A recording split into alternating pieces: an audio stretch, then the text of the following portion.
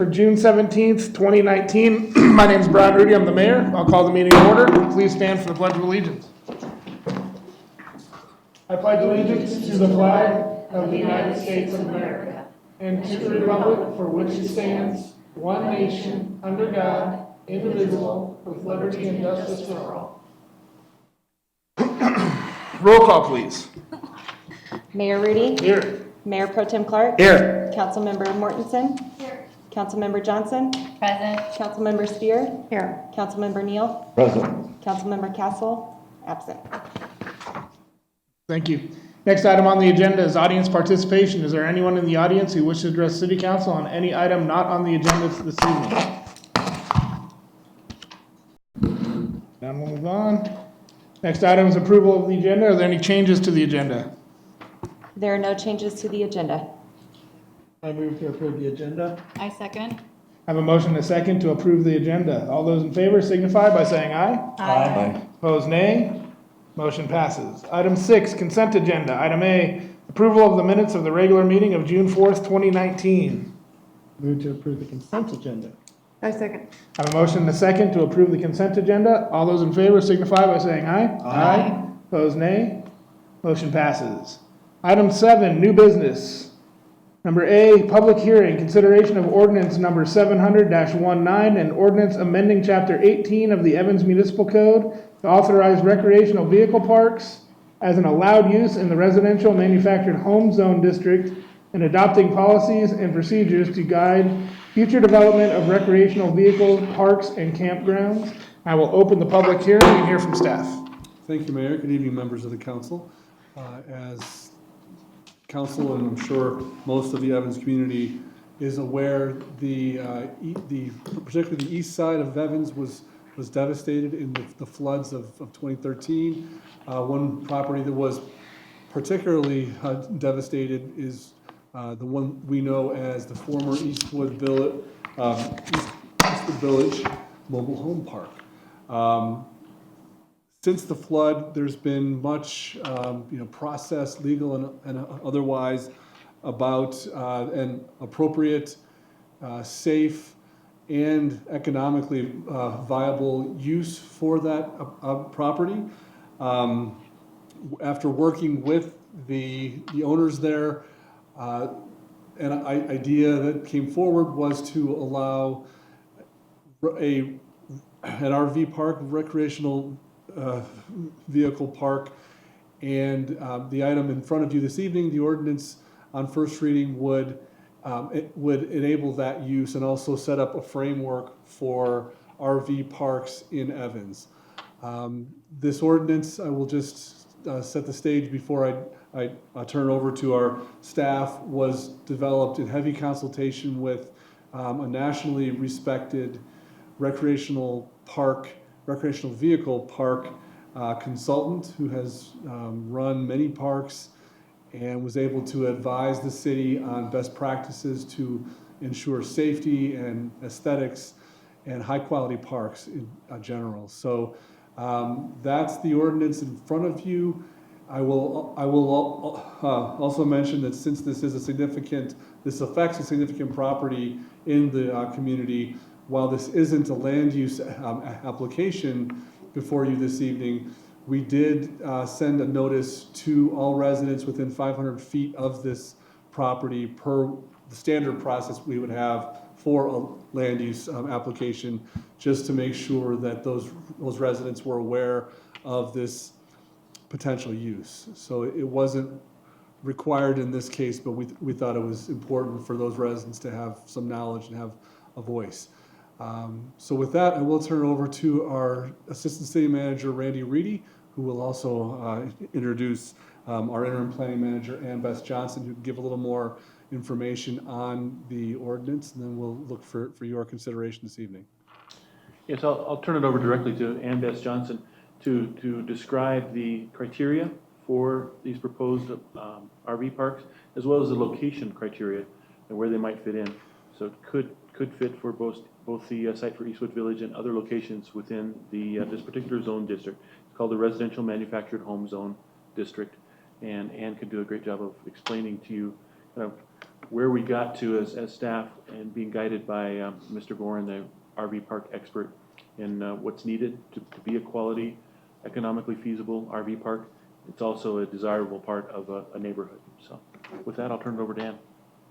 Okay, good evening, Mayor Rudy and council members. Ann Johnson with City of Evans Planning. So we're going to have up on the screen, there we go. As Jim and Randy have both indicated, a lot of individuals and experts in their field participated in the creation of the language that's in front of you tonight. We started with a base model code that was taken from a Colorado county that allows recreational vehicle parks. And then we made some changes to that base model that are best for Evans, as well as working with these experts. So the purpose of what you're hearing tonight is really to allow code additions that will create a transparent permit process in the City of Evans, to create clear development guidelines, to offer diverse lodging options within the City of Evans, and to offer an alternative land use in the City of Evans for those properties that are zoned appropriately. So again, as Jim and Randy had indicated before, we did go ahead and publish this in the Greeley Tribune on June 7th. Surrounding property owners of Eastwood Village within 500 feet were noticed on June 6th. And then council hearing, the first is tonight and the second will be on July 2nd. So there are three definitions that are being proposed, to either two new ones and one amendment. The first new one is to define what a recreational vehicle and a recreational vehicle park is. The city has a standard recreational vehicle definition, but that includes things like jet skis and snowmobiles and things like that. And it's really not appropriate to have those parked or even stored in an RV park. So we wanted to be very clear what an RV is in an RV park area.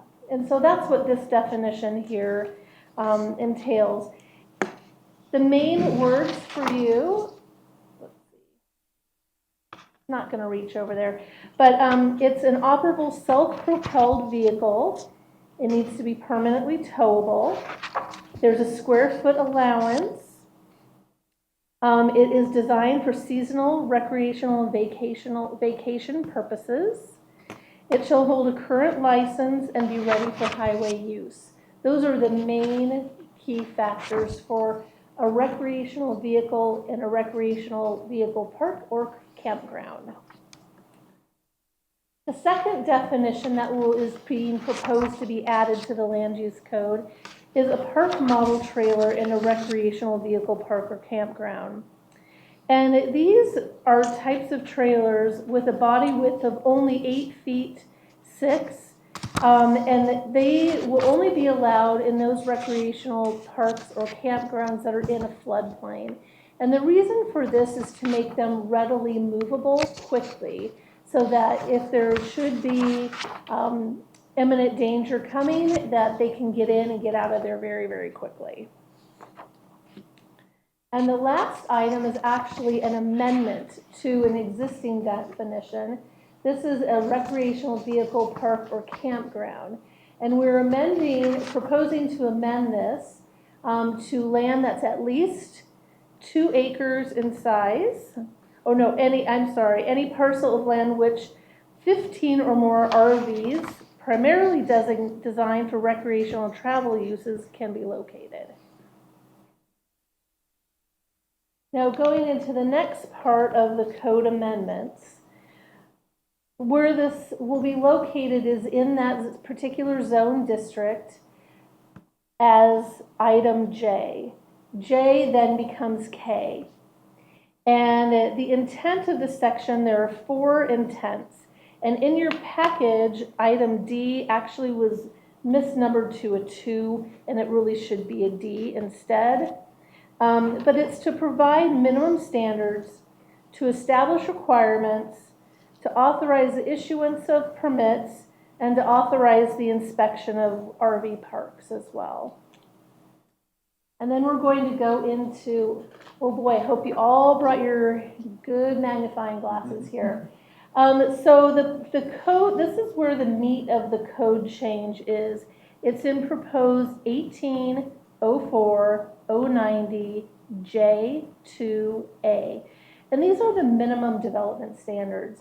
So that's not to say somebody wants to be really creative with an RV park or a campground and they want to do something that's above what these standards are or a little bit different. We definitely would consider those, but they have to at least meet these minimum standards.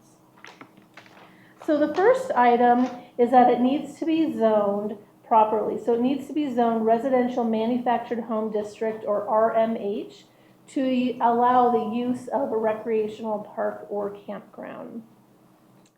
And then it has to be at least 5 acres in size, have sites for 15 vehicles, and the maximum density shall not exceed 14 sites per acre. Also, recreational parks must be located within a half mile of a public park that's at least 40 acres in size.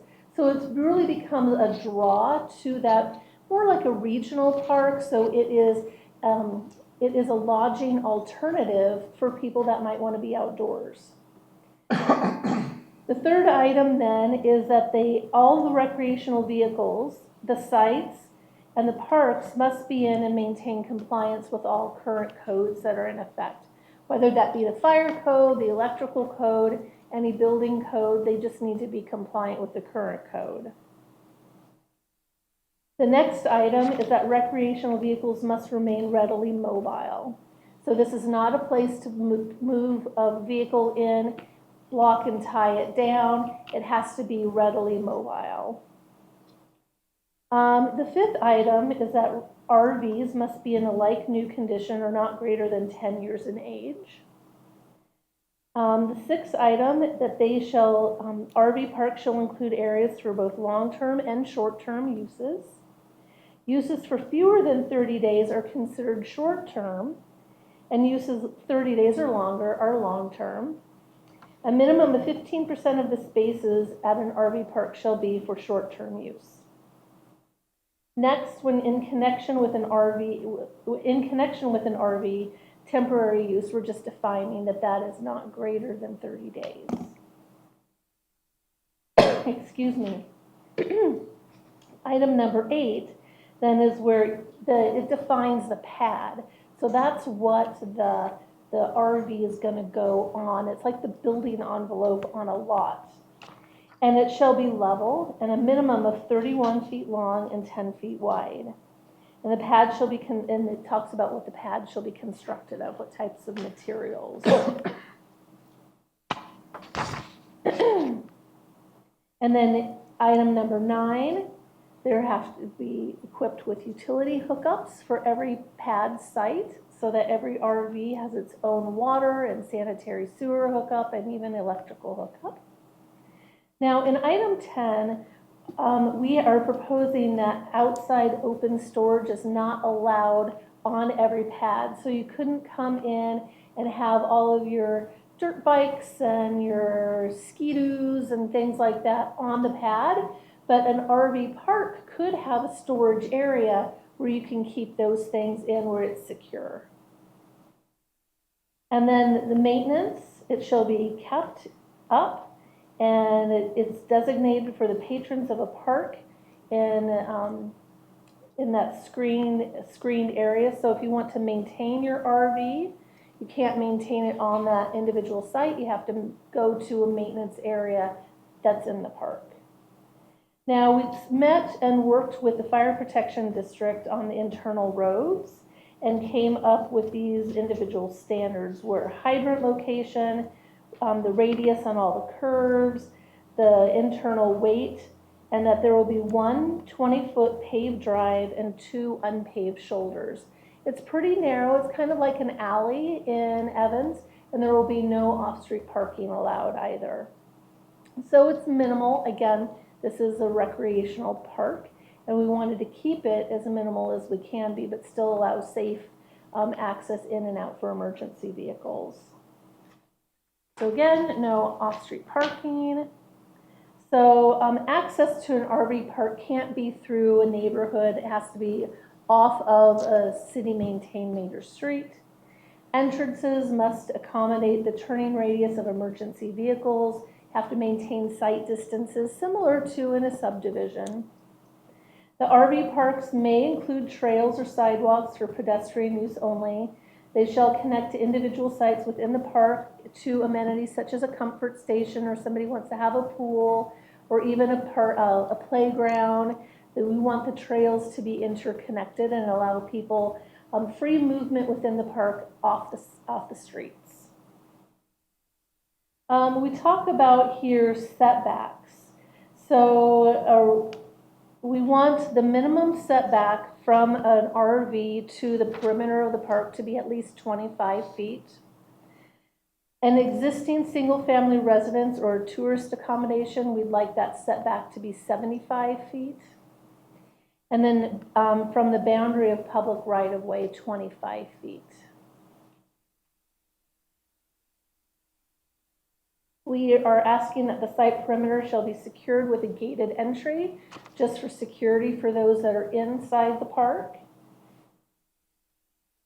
We'd like everything to be lighted for safe pedestrian movement within the park. And if you're coming in, checking in late at night, we'd like everything to be well lit so you can find your space. And the International Dark Sky Association provides really great guidelines for how to minimize light disturbance. So we're asking folks just to take a look at that. At least one comfort station shall be provided. And that's an area where you could have common showers and restrooms. It could even be a place where you have common game areas, a place to meet. If, let's say, you're having a family reunion and you might like to have a common place. Table 1804-090J2 lists the minimum amount of fixtures that need to be in that comfort station depending on the number of sites you may have on site. The facility needs to remain compliant with the Americans with Disabilities Act.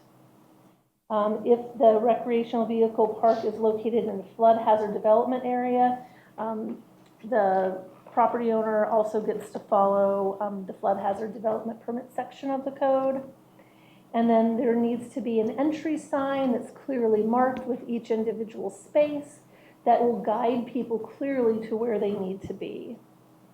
Now, also in section B, we talk about the permit requirements. And an RV park, while it is a use designated for that specific zone district, we'd still like everybody to follow the site plan review process. And this outlines some of the process, but it also directs the applicant where in the code that they should follow that site plan process to make it, again, transparent, clear, easy to follow.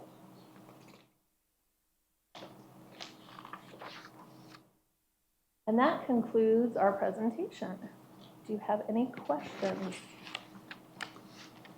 Well, since the city was the applicant, I'll open it up to the audience. Is there anyone in the audience who wishes to speak in favor of this issue?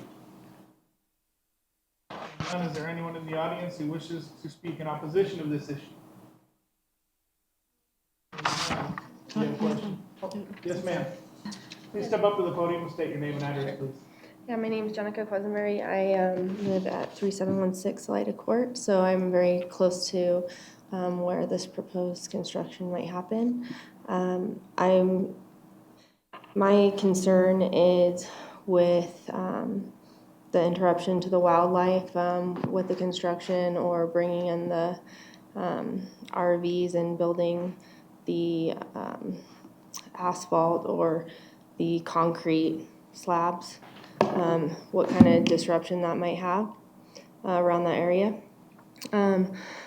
Also, I was wondering if there's any way to amend the guidelines to have less RVs than 15, I believe it's per acre. And also there's RV parks all around the area that I live in as well, like I don't know the exact address, but there's several different RV parks already in the area. So we need to take that into consideration on how those are being maintained or run, and if we really have the need for another RV park when there's so many close by already. And also, who's going to manage the property, and is the owner present tonight? I don't think we have an owner of it yet. The owner of the property's not present, Mayor. Okay. So yeah, that's another issue, just kind of wondering who's going to manage the property and who will be in charge of it. I don't know if the owners are just going to lease or sell the property right now to another land developer, but do you have anybody in mind right now who's going to be running that? Or who owns the property and who they're going to have manage it? If you'd like us to comment on that now, or we can wait Yeah. till the end, we can But comment. if you have any other questions, continue with your questions, and then we'll have staff, many of them. There's already designated RV concrete slabs already present.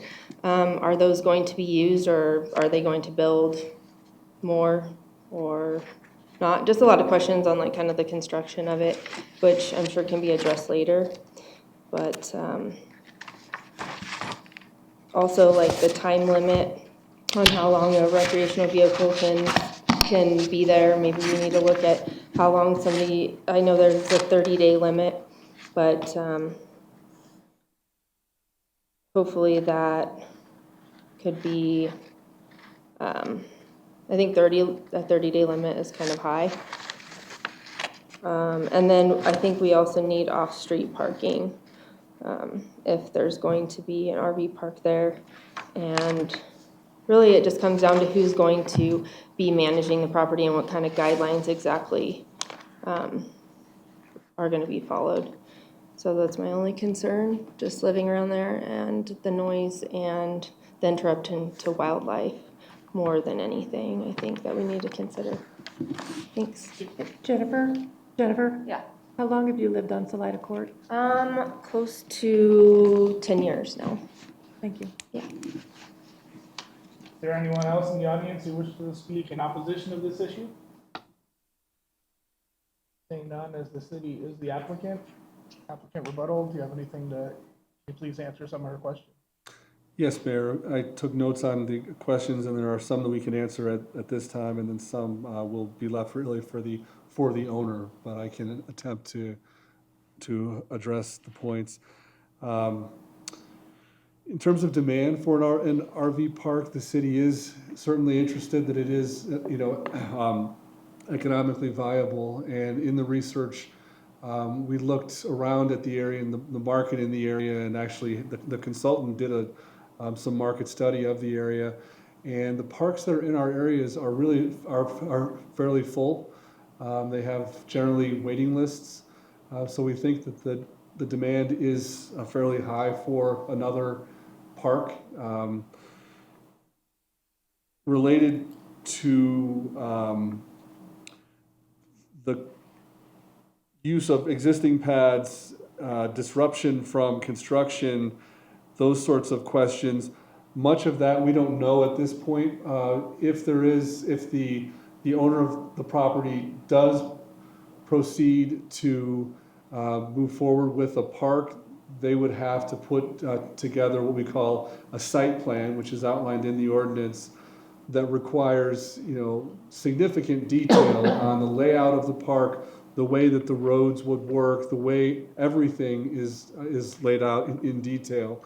And the city has a definite strong interest in making sure that this is a high quality park. That's why there have been efforts made to ensure that the ordinance that you have and the site plan requirements would do the best we can to make sure that we have a high quality park should one develop there. But I don't know at this point how many of the existing pads would be used. We don't have that information yet. Just to clarify the ownership and the relationship to quality. That again is really the purpose of having a strong ordinance, and that's what we've strived to have here. The city can't really control who owns the property, or for that matter, who manages the property, but it is our obligation to have a strong ordinance with fairly, strong requirements to ensure that it is a high-quality park to the best of our ability, and then also have the enforcement capability that's also in the ordinance to make sure that we can enforce the ordinance. But at this time, we don't know, for instance, if this owner is going to want to operate the park or if they are going to sell it for someone else to own and potentially run. Just to clarify on the stay issue, I certainly heard the comment on 30 days. The way that works in the ordinance is that 30 days is kind of the demarcation point between short and long-term stay. The ordinance does allow for long-term stays, and that is a use at many of the other RV parks in the area. Again, it's our goal here to ensure that we have strong enough requirements that no matter what the use is and the stay length, that the park is a high-quality park and that we can keep it that way. And the off-street parking, the ordinance does not allow for off-street parking within the park, so you have to keep your vehicles on your pad, on your site. And that's really for safety, for emergency vehicles and emergency ingress and egress of the RV vehicles in the park. Mayor, those were the questions that I heard, and we've tried to address them. Okay, thank you, Jim. Does council have any questions that need to be answered from staff at this time? I do have a couple questions. As far as the ordinance is concerned, I mean, I like how it's written. Just a couple of questions and maybe some clarification. If a vehicle or an RV is there during an event where it needs to be moved immediately, and say the owner is not available within 24, 48 hours, because I mean, a lot of them work in the oil and gas industry and they may not be able to get out there. In the ordinance, I don't see that it provides for anybody to go in there and move it out. Is that something that we're going to allow, or what? Or is that just going to be able to sit there until they are able to retrieve it? Well, one of the requirements is that they have like an emergency action plan, Okay. and that would be something that we'd want to see in that emergency action plan is if somebody is away for the day, how do you get the vehicle out, if need be? Mayor Pro Tem, one of the practices that we've heard about from the expert we worked with was a lot of parks, because this is a fairly, it's a common use for a floodplain use, is that, visitors are made aware of the potential need to move when they, sign in, they, sign off on the need to potentially evacuate. And I imagine, so separate from that, as part of the site planning, you might note that there is a requirement for an evacuation plan, as Ann said, and we would be looking for those kinds of provisions that we would be able to move vehicles as needed if there weren't any response. And the other question I had was concerning the amenities. I was looking at the number here, of the facilities there for, toilets, urinals, lavatory, showers. I mean, I know most of them have hookups where they can provide it, but it just seems, like a very low number when you have between 16 and 30 or 31 through 45 people to just have one shower facility available for, usage. I mean, that just seems one for quite a few people, one of each. So I was just thinking maybe that might need to be adjusted. What we can definitely do is go back to the consultant and make sure that this is the minimum standards. And if any modifications need to be done before July 2nd, we can present that back to you with our findings. I think some of them have their own contained showers in them, Right. and people would be using that and then taking care of their gray water. That's the factor that tends to bring these numbers down a little That's bit. what, yeah. Is that most units have their own facilities. And the last question is, I know with the consultants, and I know we saw that, I get the storage thing, that's great, but I know some people that come in there and they do short term, they usually have this, their jet ski or their boat attached to their vehicle. I was wondering if for short term use, for say, a week or under, that they would be able to do that in case there's not adequate storage, or are we saying that they have to have adequate storage on that site for them to allow that? Well, and I think that that can be evaluated on a case-by-case basis through that site plan process. Let's say an RV park owner wants to allow everybody to have like a little screen storage area on each individual site if it's out of the floodplain, for instance. Then that could be considered. What we wanted to avoid is 10 bicycles to, just an abundance of their other recreational toys. More vehicles or, vehicles that aren't used every day. Right. Okay. Thank you. Other questions? So my question was, if I was coming in from out of town with my immaculate vintage 60s Airbus, what are they called? Airstream, that I would love to have. Call me if you have one. And I show up here and you're saying that RVs over 10 years old are not allowed in there. Said or. It's Or in like excellent That's an condition. or Must in be excellent like condition. new condition, which yours would be, I'm sure. Mine would be Councilmember. immaculate. Or not greater than 10 years, so there is Yes, some okay, discretion so there. I didn't hear the or there, so, super, we'll move in. Other questions of staff? Any questions? Fred? I don't have any questions. I got a lot of comments. Okay. If there are no other questions, I will close the public hearing. Council discussion. I'm in favor of the ordinance. I believe that with these proposed ordinance in here with the site plans and the guidelines and rules that they have, I think that this will be something appropriate and will benefit the city as a whole. I'm absolutely in favor of it. I think it's a well-written ordinance. I think it looks at everything it needs to look at. And I think if this was to come to fruition and be there, I think it'd be just as nice, if not a little bit nicer than what was there before. I think it'll be an upgrade. Other discussion? Well, I'm still somewhat concerned that because this is in the floodplain, about being able to evacuate people, especially people that have left for the day and aren't able to move their vehicles. I'm assuming that the people that are in there would still be able to get their selves out safely, and if necessary, the people that left for the day would just eventually lose their vehicles because there's no way to get them out of there. I have stayed at numerous tent camp at numerous RV parks, mostly in Iowa, and there are some excellent ones, but none of them that I stayed at in any state that I've stayed in was ever in a floodplain. So that's my main concern with this. But I do think that staff has put a lot of work into this, and a consultant, and they've come up with a nice ordinance to be able to do something perhaps with this property that would benefit the city. Thank you, Fred. Any other comments from council?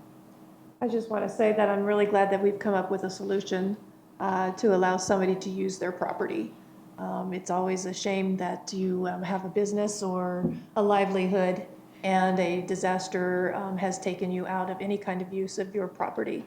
So I'm glad that we've come up with a solution, and I do believe the solution is going to lead to a nicer looking place for anybody owning this piece of property and operating it than what was there before.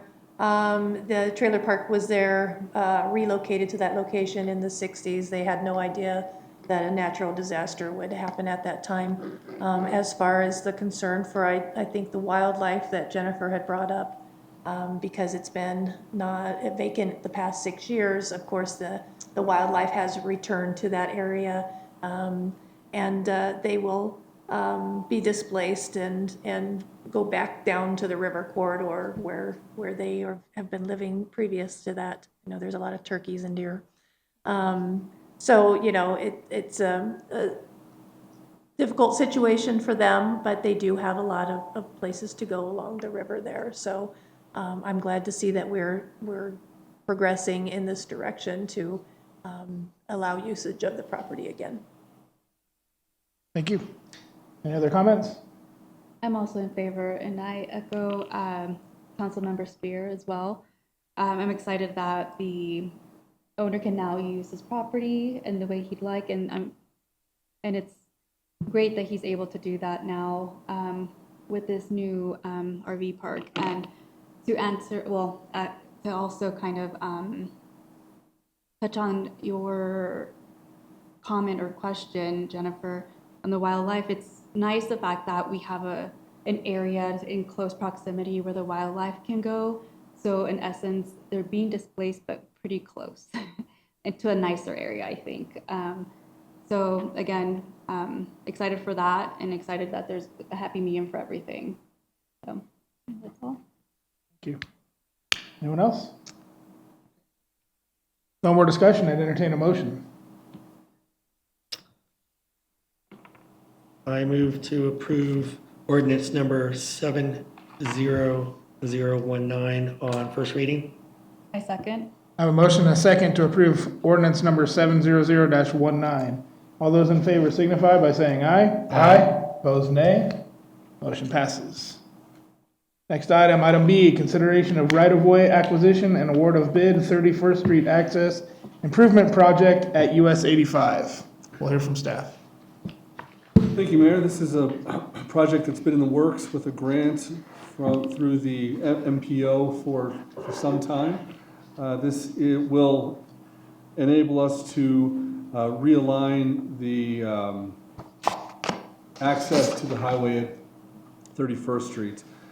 I will at this point turn it over to our staff to explain the new alignment and the construction contract process, and also the right-of-way acquisition that needs to happen along with this project. Randy. Go ahead, Mark.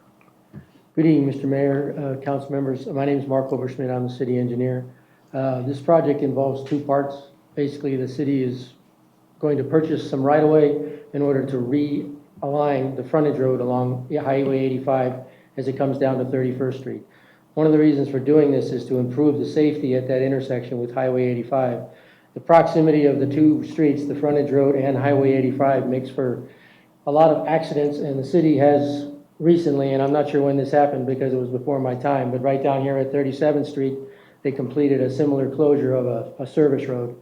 And so we're kind of doing the same thing. In order to accomplish this, the city had to purchase some right-of-way extending west and then south down to 31st Street behind the come and go and the adjoining properties. And that money was budgeted, and the negotiated price came in under the budgeted amount of $350,000. The price was $310,000, and that money, that's part of this packet item that we're discussing right now.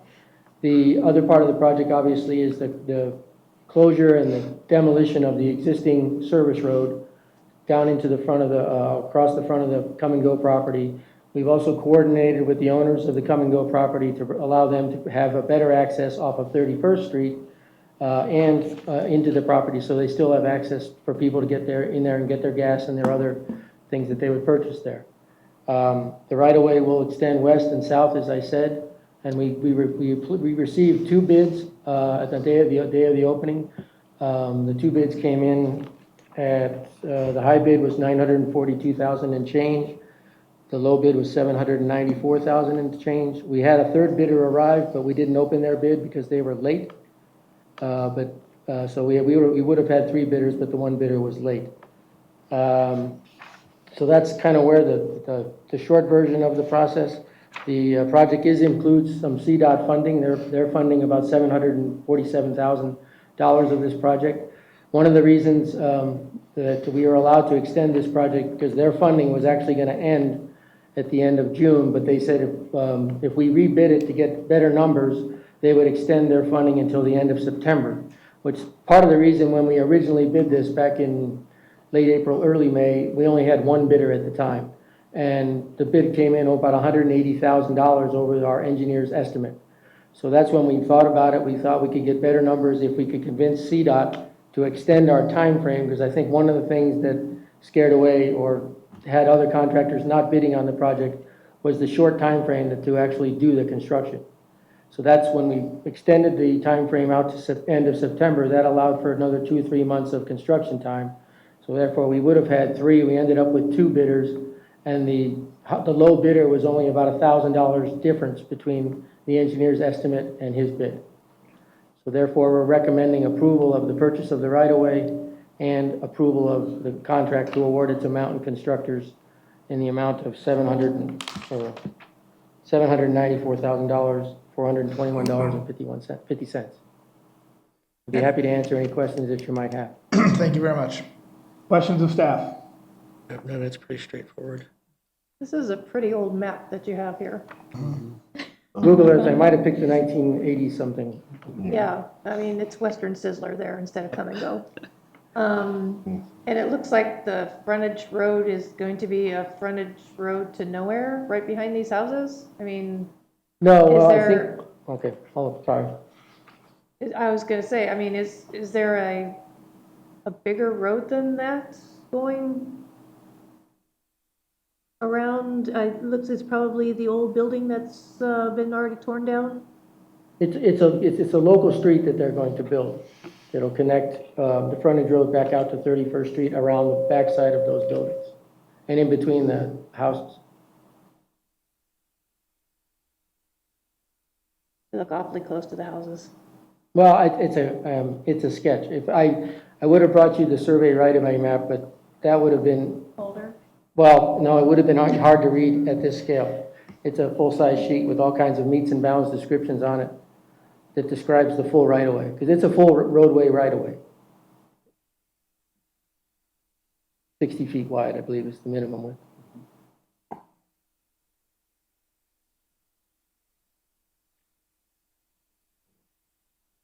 The 310 seems to be kind of high for a roadway right-of-way, but I haven't dealt with that for quite a number of years, so I know the property values have gone up, but it seems just a little bit high to me, but I am. We did follow the standard CDOT process for obtaining right-of-way. Had an appraisal, the owner had an appraisal. We tried to meet in the middle and met a little bit on the high side rather than in the middle, but it is within budget. We had a $350,000 budget and we're at 310, so. I agree. Other questions of staff? Hearing no other questions, I'd entertain a motion.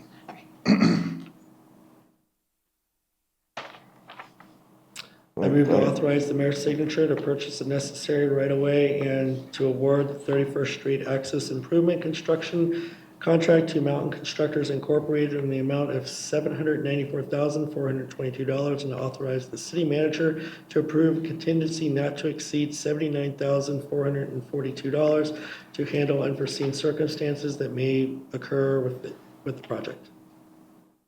I second. I have a motion and a second to authorize the mayor's signature to purchase the necessary right-of-way and to award the 31st Street Access Improvement Construction Contract to Mountain Constructors, Inc. in the amount of, $794,422, and authorize the city manager to approve a contingency not to exceed $79,442 to handle unforeseen circumstances that may occur with this project. All those in favor signify by saying aye. Aye. Opposed, nay. Okay. Motion passes. Item C, 35th Avenue widening change order and subgrade issues. We'll hear from staff. Thank you, Mayor.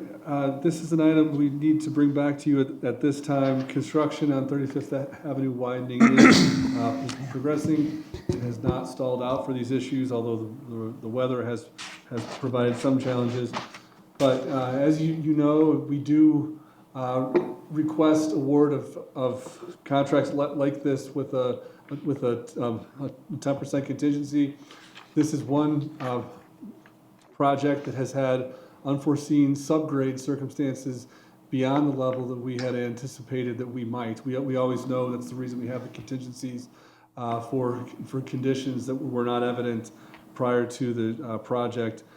In this case, we have this significant subgrade quality that would have been problematic had we built a road on this quality subgrade. So before I go any farther in terms of trying to explain subgrade, I will ask the city engineer to do so and explain the request that we have for you tonight. Thank you, Jim. Mr. Mayor, members of council. So the conditions out there on the soil were basically, as soon as they got down into what would have been considered the subgrade that they would place their road base on, it was pumping. So the dirt was going up and down whenever they would drive even a smaller piece of equipment on there. And you can't build a road on that because asphalt and the base are flexible. So if there's too much deflection, they would just crack, and we'd end up crack sealing it within a year. So Geotech came out and investigated it with our inspection crew and the contractor, and we determined that if we over excavated an additional 12 inches and placed down a geogrid, which is kind of a plastic grid type fabric that goes down below on top of the grade that bridges over those soft clayey areas, and then bring in additional road-based material, class 6 road base, it would provide the necessary structural support underneath the roadway to build the ultimate road section. The area that was initially opened up, which is currently has base on it right now, the cost of that amounted to about $90,000. We are, based on what we've seen in the field and their other excavations, we're expecting that bad subgrade is going to continue south of Prairie View to the limits of the project and potentially continue north all the way up to 37th Street. We're being conservative when we say that we think it'll continue north, because as we went north with the subgrade, we were noticing that it was in fact tightening up and able to not pump or not deflect when they were driving heavy equipment on it. And if you look at that existing road section there, it's not as cracked as the other road section that previously existed before they started their construction.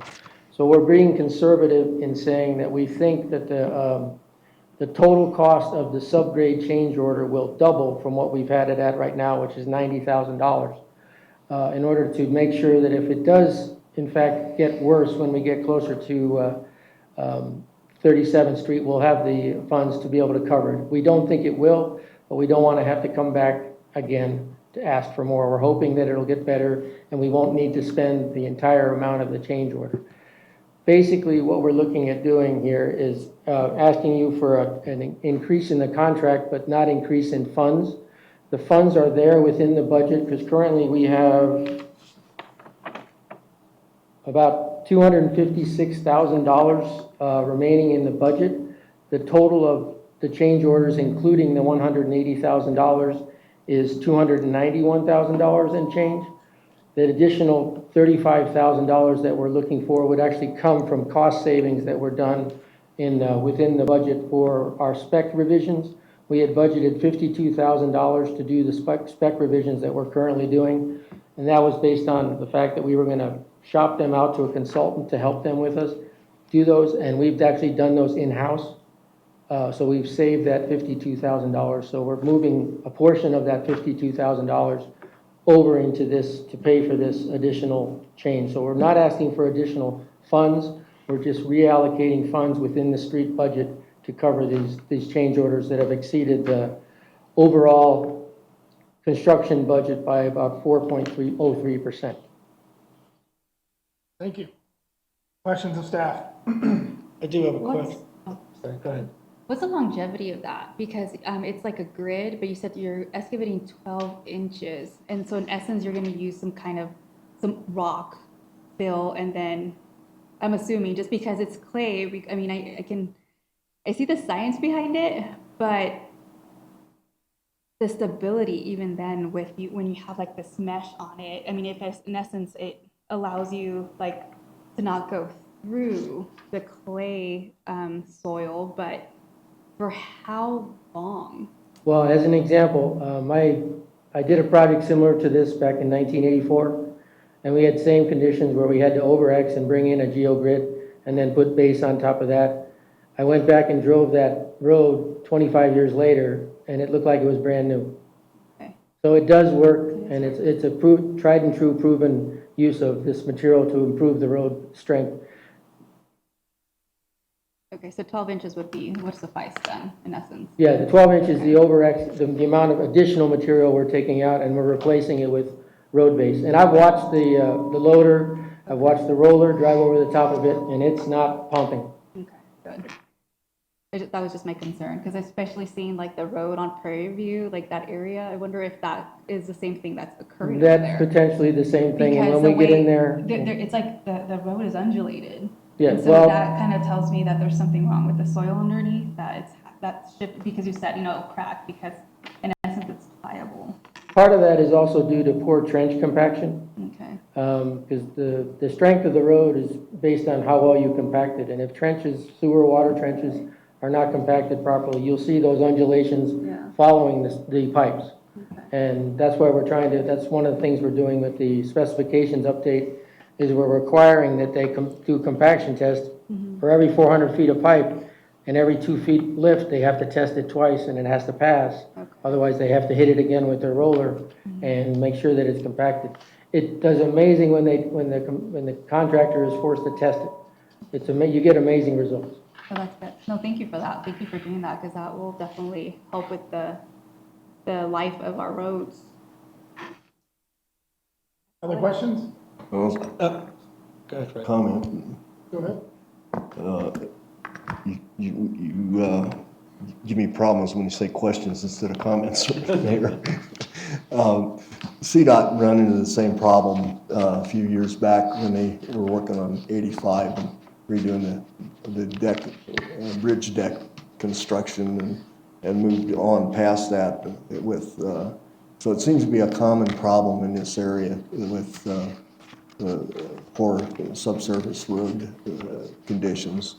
And I believe it seems like they ran into some kind of problem like that when they did the sewer line underneath 85 here recently. So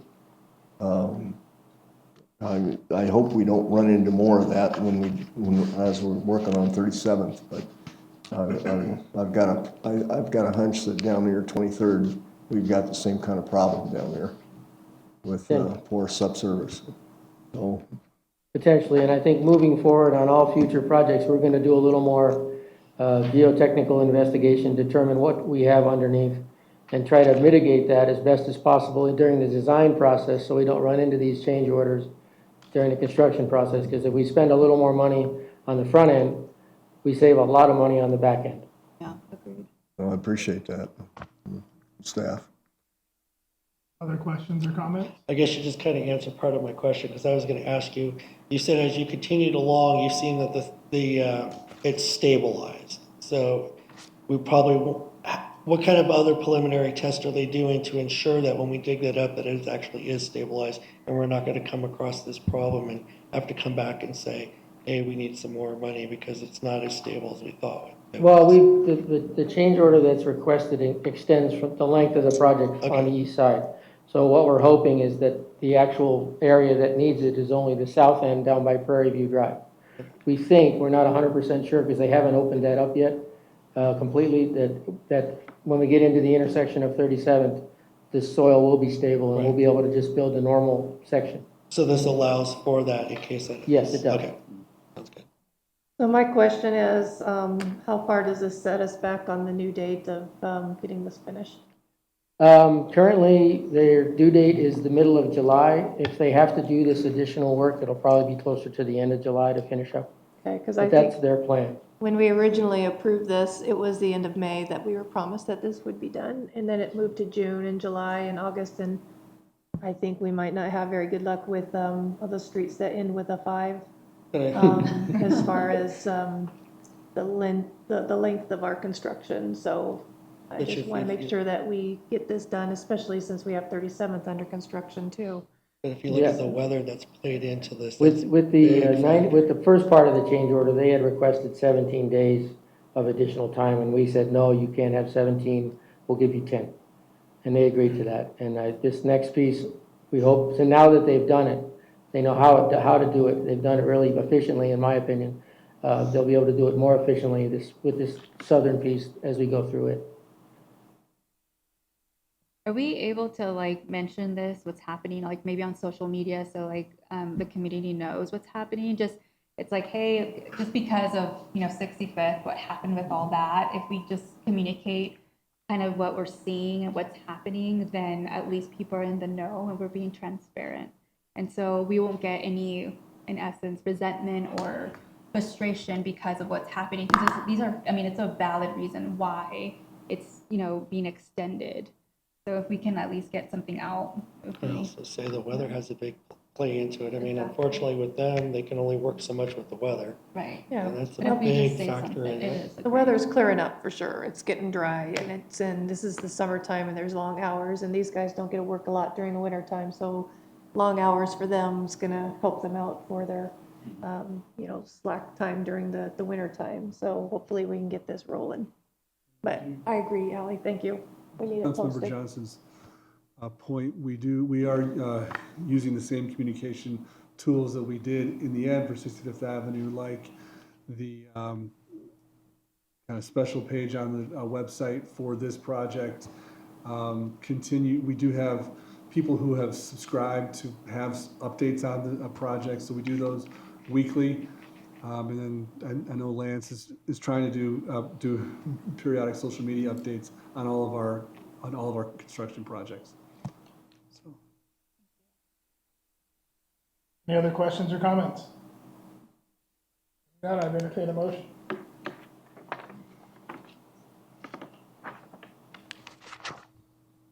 I move that the city council authorize the additional funds for change orders associated with the 35th Avenue widening project.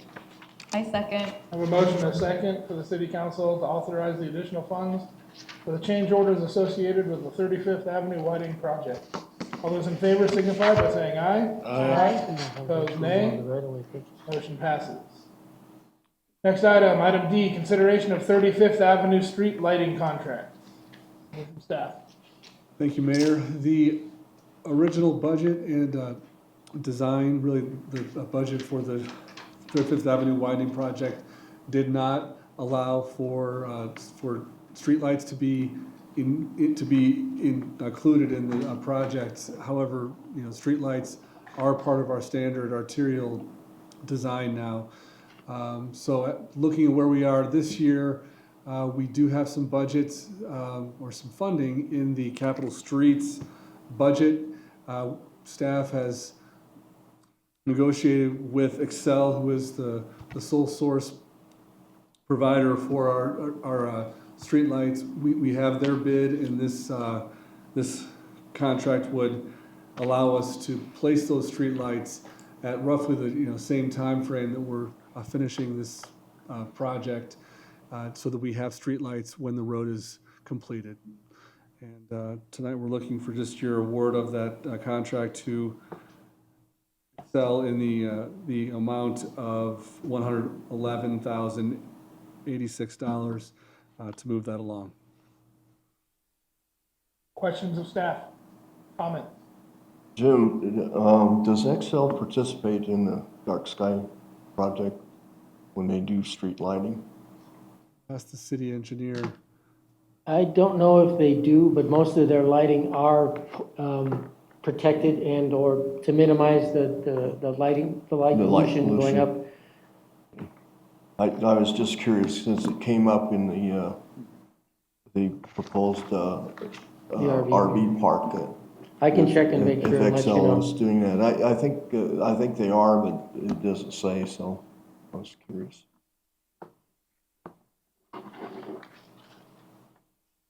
Any other questions or comments? So we're adding a light to Prairie View Drive and 35th. Is that what I'm reading? We're actually adding six lights between 37th and Prairie View. There's street lights? Street lights. Street lights, Street okay, I lights, was yeah. like, Not traffic signals. thanks for the Not adding clarification. any traffic signals. Are we That may gonna come, add- not yet. I just have a question about the suggested motion. You said it's gonna be $111,086. Wouldn't that be in there to make sure, the motion says move forward and instruct Excel to install the streetlights along 35th Avenue. Who's not to say they're not just come back and go, yeah, it was 200,000. They've given us the cost. And it's- Right, so shouldn't that have been? It should be in the that should motion. be in the motion. In the motion, yeah. So and I'm gonna ask Yes. if anybody that makes the motion include the amount. Thank you, Mayor. Include the 111,000 Yes. in the Yes. motion. Yes, sir. The 116, is that what? 111. Or 111? 111. 11, oh, 86. Oh, 180. Yeah. It's 86, so they rounded. Sorry about that. There's no other questions or I have a comments? question, Oh, sorry. yes, ma'am. So this kind of seems like a major overlook on this project. Are we making a note so that the next street that we widen and work on gets streetlights? Yes. Okay. And yes, and if for some reason there is a budget reason why we don't think we can, we'll certainly let the council know so that you're aware of that decision, and you may choose to allocate some more funding then. Okay, I mean, I just think it's pretty important to have some well-lit streets for pedestrians and for vehicle users to be able to manually, or to operate here, so anyways. So I guess I can go ahead, if there's no other questions, I'm gonna Comments, say. questions? No. I move to authorize the city manager to move forward and instruct Excel to install streetlights along 35th Avenue in association with the 35th Avenue widening project, not to exceed the amount of $111,086. Gotcha. There we go. No I sense. second. A motion and a second. To authorize the city manager to move forward and instruct Excel to install streetlights along 35th Avenue in association with 35th Avenue widening project in an amount not to exceed $111,086. You got me. All those in favor signify by saying aye. Aye. Opposed, nay. Motion passes. Item E, consideration of resolution number 17-2019, a resolution approving an amendment to the contract with the Colorado Department of Human Services to provide funding for a co-responder services program. We'll hear from staff. Thank you, Mayor. This amendment is actually the annual renewal of this program. We've completed the first year of our co-responder program in partnership with North Range Behavioral Health and other law enforcement agencies. This is the program that enables us to pair up behavioral health staff with our officers on calls to help more appropriately handle those calls, get the subjects the help that they need, and also to give our officers more time back on the street addressing other calls. So the program's worked well for us. Tonight we're asking you to adopt resolution 17-2019 that would amend the contract and continue the program. And I know Acting Chief Reyes is here if council has any questions. Thank you, Jim. Questions or comments? I'm just glad that we're going to continue to receive the grant funding for this, and I know it's a big asset and big tool for the police department, so I'm in favor of it. I'm in favor of it also. I'm excited because this is needed, especially nowadays with mental health. It's it's such a great tool to have within our police department, and the fact that, we're like, I think it was one of the first to have this type of program, which is great. I love the fact that we are being proactive with this and that we're continuing to do this, and I'm in favor. And then, can I ask, since it's been a year, are you going to come back with any kind of report on how it's worked, on what the benefits were? What your perspective on the matter is, or what kind of issues arose during this year that you see that maybe more focus needs to be given to? We are working on compiling those numbers along with the Greeley Police Department. We have just recently actually completely staffed the co-responder team for both agencies. So that is the next step, is compiling impact reports so we can gauge the first year uses, and our uses are actually increasing. We're now expanding the uses to EMS as well, not just law enforcement. So fire and paramedics can call for our co-responders as well. And we're just finding continual additional uses. So the program's just going to continue to build over the next several years. Good to hear. Thank you. Other questions or comments? Hearing none, I'd entertain a motion. I move to adopt resolution number 17-2019. Second? I have a motion and a second to adopt resolution number 17-2019. All those in favor signify by saying aye. Aye. Opposed, nay. Motion passes. Item 8, report, city manager. Thank you. Thank you, Ken. I have no further reports this evening, Mayor. Thank you. City attorney. The only report I have is a food report. CML is coming up this week, so we will be providing dinner on Thursday. For anybody who wants to come by for tacos and burritos and drinks and all, we certainly invite you to join us. So that'll be this Thursday, and you should, any of you who are going should have received an invitation with directions. That's all I've got. Thank you. Next item on the agenda is audience participation. Is there anyone in the audience who wishes to address city council on any item? Next item on the agenda, executive session.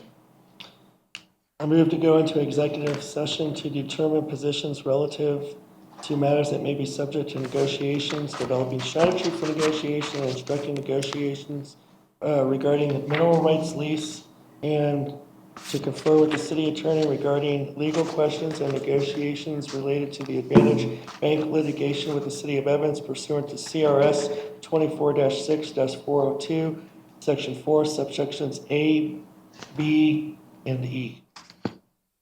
I second. I have a motion and a second to go into executive session.